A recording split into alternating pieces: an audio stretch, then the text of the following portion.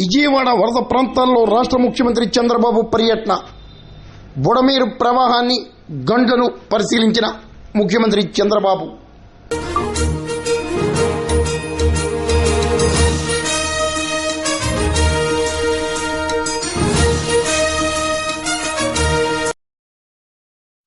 రాష్ట్ర ముఖ్యమంత్రి నారా చంద్రబాబు నాయుడు గురువారం విజయవాడలోని వరద ప్రభావిత ప్రాంతాలను పరిశీలించారు.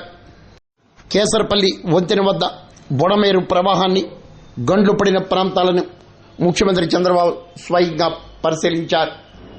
ఒక దశలో పొంటుపై చంద్రబాబు పర్యటించడంతో అధికార యంత్రాంగం అప్రమత్తమైన పరిస్థితి నెలకొంది.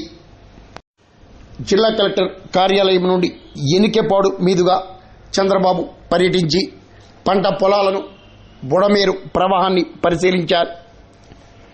గండ్లి పడిన ప్రాంతాలను కూడా అధికారులతో కలిసి చంద్రబాబు పరిశీలించారు. ప్రజలకు, ప్రధానంగా పంట పొలాలకు నష్టం వాటిల్లకుండా గండ్లను సత్వరమే పూర్తి చేయాలని ముఖ్యమంత్రి చంద్రబాబు అధికారులను, నేతలను ఆదేశించారు. ఇప్పటికే మంత్రి నిమ్మల నాయుడు ఆయా ప్రాంతాలలో పనులు చేపట్టిన విషయం విదితమే. ప్రభుత్వం జాతీయ విపత్తుగా ప్రకటించాలని ముఖ్యమంత్రి చంద్రబాబు ఈ సందర్భంగా కేంద్రానికి కూడా విన్నవించినట్లు అధికార వర్గాలు తెలిపాయి.